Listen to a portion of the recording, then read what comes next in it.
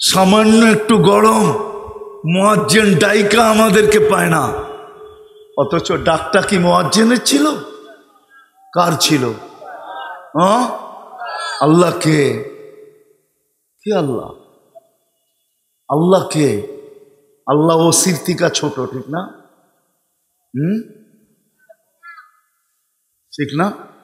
আচ্ছা, ও সিরতিকা ছোট না হোক, এসপির থেকে তো ছোট হবে। আচ্ছা, এসপির থেকে ছোট না হোক, ডিসির থেকে তো ছোট হবে। ডিসির থেকে ছোট না হোক, মন্ত্রীর থেকে তো ছোট হবে। তাহলে পদস্থ লোক ডাকলে আপনার লঙ্গির খবর থাকে না, আর আল্লাহ ডাকতেছে আমাদের কানের ভিতরেই ঢোকে না। কে ডাকছে? চিনেন আল্লাহ? রাগ হয় না পাংশার মানুষ, একটু ভাবেন কে ডাকতেছে আপনাকে। বড় ব্যক্তির ডাকে সাড়া দিলে যেরকম লাভ, আবার বড় ব্যক্তির সাড়ায় ডাকে বিরোধিতা করলে শাস্তিও অমনই হয়। বাংলাদেশের রুলসে আছে, রুলসে বড় ব্যক্তিকে আঙ্গুল দেখাইলে ওটা শাস্তিও এরকম হয়। প্রমাণ এইখানে বসা দেওয়া যাবে, এইখানে বসা, পাংশায় বসা দেওয়া যাবে। আপনি এলাকার থেকে বাহির হয়ে যেতে পারবেন না। এর আগে হইতে পারে হ্যান্ডকাপ হাতে লাগবে, তারপরে যে বেরি লাগবে, তারপরে যে জেল জরিমানা হবে, হইতে পারে ফাঁসির কাষ্টেও জ্বলতে পারে। দুনিয়ার পদস্থ মানুষকে যদি বিরুদ্ধে আঙ্গুল দেখাইলে এত কিছু ঘটে, তাইলে যারা আল্লাহ ডাকে আসে না, ওরা কি আল্লাহকে বিরুদ্ধ আঙ্গুল দেখায় না? যুবক কি দেখায় না? নারী কি দেখায় না? পুরুষ কি দেখায় না? তারপরও যে আপনাকে বাঁচায় রাখছে। 40 সেলসিয়াস না দিছে, যদি আকাশ থেকে 20 আগুন ফালাইতো কি করতেন? কি করতেন? কি দিয়া প্রতিবাদ করতেন? কি দিয়া প্রতিরোধ করতেন? তারপরও তো আপনাকে 24 ঘন্টা পালতেছে, নুন দিতেছে, নুন 24 ঘন্টা পালতেছে, কিচ্ছু বলে না। একটু গরম দিছে, বেশি দেন নাই, তারপরও মোমেন মুসলমানকে বলে দিছে, হায় হায় গরমে যদি তোমার ঘাম জড়ে আর তুমি যদি আমাকে ডাকো, তাহলে কিয়ামতের দিন এই ঘাম পর্যন্ত তোমার মিজানের পাল্লায় উঠায় দিব। হতে পারে ঘাম তোমার দোজখের আগুন, তুমি দেখতেছো ঘামের ফোঁটা, আমরা দেখতেছি এটা ঘামের তুফান, আমরা দেখতেছি এটা ঘামের সিডর। আমরা এই ঘামের ফোঁটা দিয়ে দোজখ নিবায় দিব। ডাকছেন তো আল্লাহ, বুঝাইতে তো পারি না, চিৎকার তো দেই, আজ পর্যন্ত তো জাতিকে বুঝাইতে পারি নাই, যুবকদের পায়ে ধরেও বুঝাইতে পারি নাই। সারা রাত্র তো নেটের ভিতরে থাকে বটে, 1 সেকেন্ডের জন্য নেটের থেকে আড়াল হয় না। বরং আমার তো মনে হয় বাংলাদেশে যদি 10 দিন নেট বন্ধ থাকে, আমার মনে হয় বহু যুবক যুবতী এমনি মরে যাবে, আফসোস করতে করতেই মরে যাবে। মনে হয় বিরঙ্গট একটা মিছিল হবে, মৃত্যুর একটা মিছিল হবে, যে নেট নাই, নেট নাই, নেট নাই, নেট নাই, করতে করতে শেষ। যারা 24 ঘন্টা নেটের থেকে 1 সেকেন্ডের জন্য আড়াল হয় না, ওই যুবক তো একবারও আল্লাহ 99 নামের অর্থ দেখে না। ও যদি দেখতো তাহলে হয়তো বিবেকের পর্দা খুলতো। পুরুষরাও তো দেখি না, যারা নিজেদেরকে দিনদার বলে, এখন আবার তো বললে তাবলিগালারও চেতা যাবে, বলেই ফেলি। যারা প্রত্যেক বয়ানে দাঁড়ায় দাঁড়ায় বলে সবকিছু আল্লাহর থেকে হয়, ওকে জিজ্ঞাসা করেন তুমি জীবনে কোনোদিন 99 নামের অর্থ দেখছো? ও বলতে পারবে না। হ্যাঁ, ও পর্যন্ত দেখে নেয়। তাহলে আল্লাহ চিনবে কোত্থেকে চিনবে? আগের থেকেই সতর্ক হওয়ার জন্য আপনাদের এমপিদের গাড়িতে লেখা আছে সংসদ সদস্য, এরকম একটা গোল গাড়ির সামনে লাগানো আছে, যাতে দূর থেকে কেউ পরিচয় পায় সতর্ক হইতে পারে এটা সংসদ সদস্যের গাড়ি। ইচ্ছা করলেই সিগন্যাল দিয়ে থামানো যাবে না।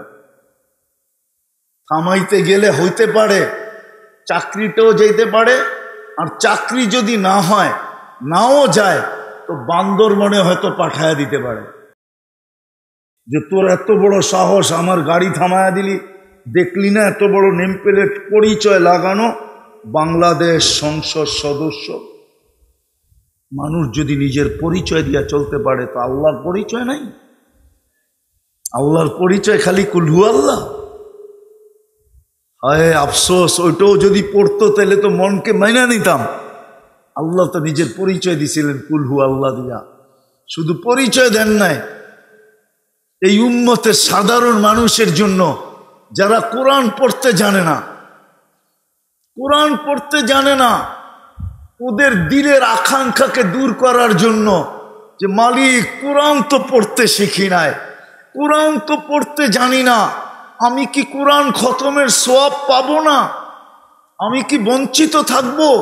তাহলে তুমি আমাকে বন্দা বানাইলে তো বানাইলে কেন? তুমি আমাকে মুসলমানের ঘরে পাঠাইলে তো পাঠাইলে কেন? তুমি আমাকে উম্মতে মুহাম্মদী বানাইলে তো বানাইলে কেন? তো আল্লাহ দিলের আকাঙ্ক্ষাকে দূর করার জন্য পরিচয়ও দিছেন, আবার বলছেন একবার পড়বি 10 পারা, 2 বার পড়বি 20 পারা, 3 বার পড়বি তো 30 পারা। এক খতম কোরআনের সওয়াব। আল্লাহ, আমি যদি ডেলি এরকম 1000 বার পড়ি, তো আল্লাহ বলে তুই যত পড়তে থাকবি আমরা 3 দিয়া ভাগ দিতে থাকবো, আর যত খতম কোরআনের সওয়াব হইতে থাকে অত খতম আমরা লিখতে থাকবো। কিন্তু বলো এখানের কেউ যে ডেলি আমি সূরা ইখলাস 3 বার এই নিয়তে পড়ি যে আমার আমল নামায় যেন আজকে 1 খতম কোরআনের সওয়াব লেখা হোক? একজন বলুক যে আমি ডেলি এই নিয়তে 3 বার পড়ি। নামান অল্প কয়েকজন, সবাই না, কিন্তু পারতাম তো সবাই, ঠিক না? কি যুবকও তো পারতো, নারীও তো পারতো, 3 বার পড়ে একটা মুস্কি হাসি দিতে পারতো। বন্ধুরা যদি জিজ্ঞাসা করতো কিরে চ্যাট করতে যায় আবার মধ্যখানে হাসি দিলি কি জন্য? তুই তো দেখতেছিলাম চ্যাট করতেছিলি। আপনারা বুঝবেন না, যুবকরা বসতেছে, কিন্তু তুই মধ্যখানে আবার হাসি দিলি কেন? কয়টার ফাঁকেই 3 বার সূরা কুল আল্লাহ পড়া ফেলছি, 1 খতম কোরআনের সওয়াব আমলনামায় লেখা হয়ে গেছে, এই জন্য একটা হাসি দিলাম। পারতো তো, কিন্তু দেয় তো না। কথা অনেক দূর চলে গেছে। আফসোস, আল্লাহ ডাকে তারপরও আসে না। শুধু আল্লাহ ডাকে না, পাংশার মানুষ সাথে সাথে রহমানও ডাকে, রহিমও ডাকে, মালিকও ডাকে, কুদ্দুসও ডাকে, সালামও ডাকে, মুমিনও ডাকে, মুহাইমিনও ডাকে, আজিজও ডাকে, জব্বারও ডাকে, মুতাকাব্বিরুল খালিকুল বারিউল মুসাব্বিরুল গফফারুল কহ্হারুল ওয়াহাবুর রাজ্জাকুল ফাত্তাহুল আলিমুল কাবিদুল বাসিতুল খাফিদুর রাফিউল মুইজ্জুল মুদিল্লুস সামিউল বাসিরুল হাকামুল আদলুল লতীফুল খবীরুল হালিমুল আযীমুল গফুরুশ শাকুরুল আলিয়ুল কবীরুল হাফিজুল মুকিতুল হাসিবুল জলিলুল করিমুর রকিবুল মুজিবুল ওয়াসি আল হাকিমুল ওয়াদুদুল মজিদুল বাঈসুশ শাহীদুল হকুল ওয়াকিলুল কবিয়ুল মতিনুল ওয়ালিয়ুল হামিদুল মুসি আল মুবদি আল মুঈদ আল মুখী আল মুমিত আল হাইয়্যু আল কাইয়্যুম আল ওয়াজিদ আল মাজিদ আল ওয়াহিদ আল আহাদ الأحد الصمد القادر المقتدر المقدم المؤخر الأول والآخر الطاهر والباطن الوالي المتوالي البر التواب المنتقم العفو الرؤوف مالك الملك ذا الجلال والإكرام المقسط والجامع والغني والمغني المانع الضار النافع النور الهادي البديع والباقي الوارث والرشيد الصبور চল্লে চালালু ৯৯ পদের মালিক আল্লাহ ডাকে। তারপরও তো জান্নাতের চাবি দিতে ডাকে, তারপরও তো আসে না। তো কথা শুরু ছিল মানুষ মানুষ হিসাবে জন্ম নিলে মানুষ হয় না। দুনিয়ার কাগজে হয়, দুনিয়ার কলমে হয়, দুনিয়ার সমাজে হয়, দুনিয়ার মানুষের মাঝে হয়, এই প্রাকৃতির ভিতরে হয়, এই দুনিয়ার পিঠে হয়, কিন্তু আল্লাহর কাছে হয় না। আল্লাহ অস্তিত্ব দেন মানুষ হিসাবে বটে, কিন্তু নিজেকে নিজে মানুষের মতো মানুষ বানাইতে হয়। যখনই মানুষের মতো মানুষ বানাবে তখনই আল্লাহর কাছে ওই জান্নাত পাবে, ওই জান্নাত যেটার মাটি এই দুনিয়ার পচা মাটি না, যার মাটি হবে মুস্কার জাফরান দিয়ে, যার বিল্ডিং হবে সোনার রূপার ইট দিয়া, যার ফার্নিচার হবে সোনার রূপার জবরজুদ জমরুদ ইয়াকুত মারজান দিয়া, মুক্তার হীরা দিয়া। কেননা দুনিয়ার ফার্নিচার হয় কাঠ দিয়া, নাইলে লোহা লক্কর দিয়া। জান্নাতে না লোহা আছে না লক্কর আছে, না কাঠ আছে না শার্ট আছে, কিচ্ছু নাই। জান্নাতে সমস্ত গাছ পর্যন্ত সোনার আর রূপার। এখন ফল ধরে কাঠের গাছে, জান্নাতে ফল ধরবে সোনার গাছে, সোনার গাছে। কাঠের গাছে ধরে এখন ফলটা কাঠ হয় না, ফলটা ফলই হয়, গাছটা যদিও নাকি কাঠের, কিন্তু জান্নাতে ফল ধরবে সোনার গাছে। ওই জান্নাত মিলবে, ওই জান্নাত। নিজেকে যদি মানুষের মতো মানুষ বানাইতে পারি, মানুষের মতো মানুষ বানাইতে পারি, এটার জন্যই ছোট একটা জীবন দিছেন, বেশি খাটান নাই। ইচ্ছা করলে ১০০০ বছর খাটাইতে পারতেন। ইতিহাসে আছে কোন কোন জাতিকে ১০০০ বছর খাটাইছেন। শুধু জাতিকে না, নবীকে পর্যন্ত খাটাইছেন। নূহ আলাইহিস সালাম ৯৫০ বছর রাত দিন খাটছে, নাইলে কোরআন কোনোদিন মিথ্যা বলে না। কোরআন তো বলে ইন্নী দাউতু কওমি লাইলান ওয়া নাহারা, আল্লাহ আমি সারা দিন ডাকছি, আমি সারা রাত্র ডাকছি, আমি রাত দিন এক করে ডাকছি। কতদিন? আলফা সানা ইল্লা ৫০, ৯৫০ বছর কাটাইছেন। আপনাকে আমাকে বলতেছেন ৬০-৭০ বছর। তারপরও নিচেরটা দিবেন না, নিচের জান্নাত দিবেন না।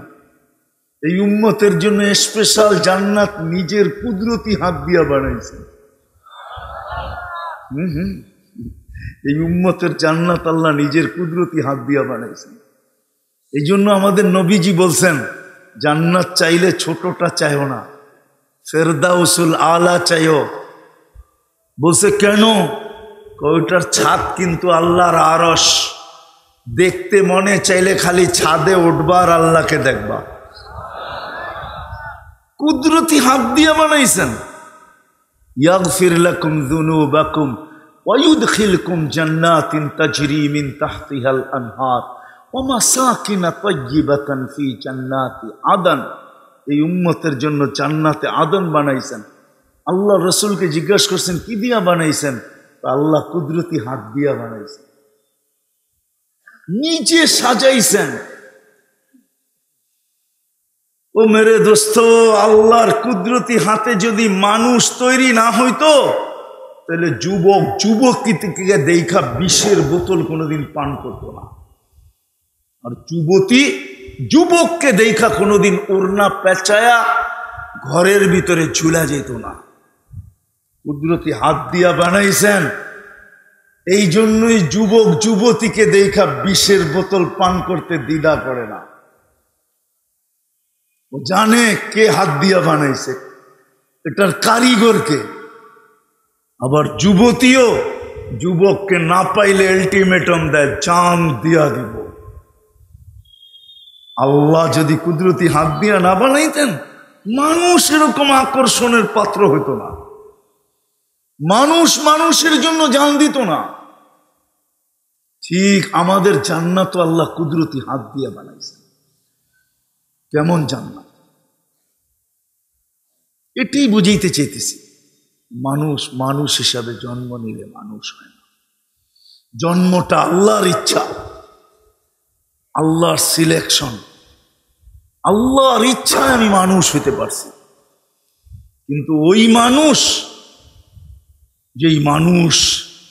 যেই মানুষ জান্নাতে যাবে, আল্লাহর কাছে মূল্যায়িত হবে, যে মূল্যের বিনিময়ে জান্নাত মিলবে, ওই মানুষ নিজেকে হইতে হবে, চেষ্টার দ্বারা হইতে হবে। আজকের আয়োজন এটার জন্যই, আজকের আয়োজন এটার জন্যই। এই যে তাফসীরুল কোরআন মাহফিল, এটার জন্যই, এই কথা বুঝানোর জন্যই যে আমি যদি ওই জান্নাত চাই, শুধু মুখ দিয়ে চাইলে হবে না, ওই মানুষের মতো মানুষ হইতে হবে।